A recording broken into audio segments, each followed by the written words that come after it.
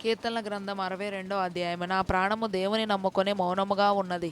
ఆయన వలన నాకు రక్షణ కలుగును. ఆయనే నా ఆశ్రయదుర్గము, ఆయనే నా రక్షణకర్త, ఎత్తైన నా కోట ఆయనే.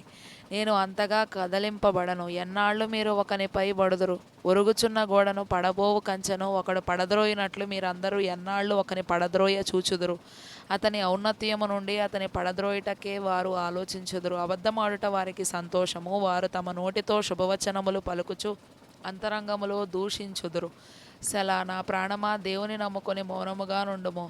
ఆయన వల్లనే నాకు నిరీక్షణ కలుగుచున్నది. ఆయనే నా ఆశ్రయదుర్గము, నా రక్షణాధారము, నా ఎత్తైన కోట ఆయనే. నేను కదలింపబడను. నా రక్షణకు నా మహిమకు దేవుడే ఆధారము. నా బలమైన ఆశ్రయదుర్గము, నా ఆశ్రయము దేవుని యందే ఉన్నది.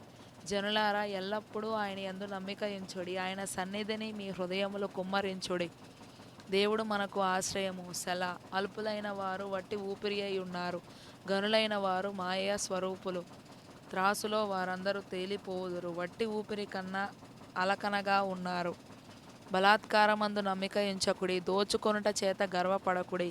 ధనము హెచ్చినను దానిని లక్ష్య పెట్టకుడి.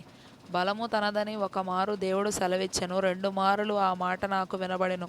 ప్రభువా, మనుషులకందరికీ వారి వారి క్రియల చొప్పున నీవే ప్రతిఫలమిచ్చుచున్నావు. కాగా కృపచూపుటయు నీది.